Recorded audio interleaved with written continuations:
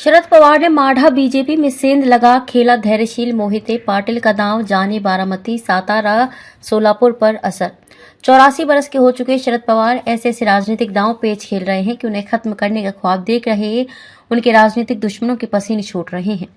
महाराष्ट्र की विपक्षी महाविकास अघाड़ी में सीटों के बंटवारे में शरद पवार को भले ही सबसे कम सीटें मिली हैं, लेकिन चुनावी नतीजों के बाद हो सकता है कि शरद पवार के उम्मीदवारों का स्ट्राइक रेट सबसे बेहतर हो।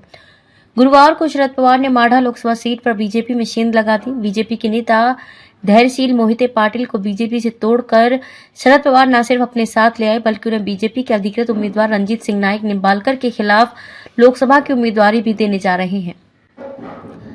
इस दांव का असर बारामती सातारा सोलापुर पर भी पड़ेगा। माढ़ा सीट पर बीजेपी ने जब से रंजीत सिंह नाइक निम्बालकर को अपना उम्मीदवार घोषित किया है, तब से विवाद बढ़ गया है। इस बार बीजेपी की टिकट पर चुनाव लड़ने की इच्छा मोहिते पाटिल परिवार की थी, लेकिन बीजेपी ने उन्हें मौका नहीं दिया।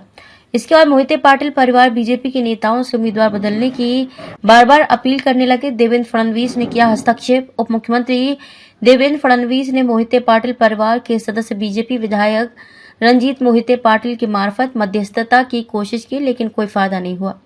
इस बीच बीजेपी उम्मीदवार रंजीत सिंह नाइक निम्बालकर की उम्मीदवारी के खिलाफ एनसीपी नेता और विधान परिषद के पूर्व सभापति रामराजे नाइक निम्बालकर का सपोर्ट भी मोहिते पाटिल परिवार को मिल गया।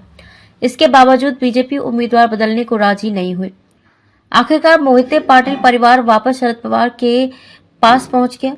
शरद पवार ने गुरुवार को घोषणा की कि 14 अप्रैल को धैर्यशील मोहिते पाटिल एनसीपी में शामिल होंगे और 16 तारीख को अपनी उम्मीदवारी दाखिल करेंगे।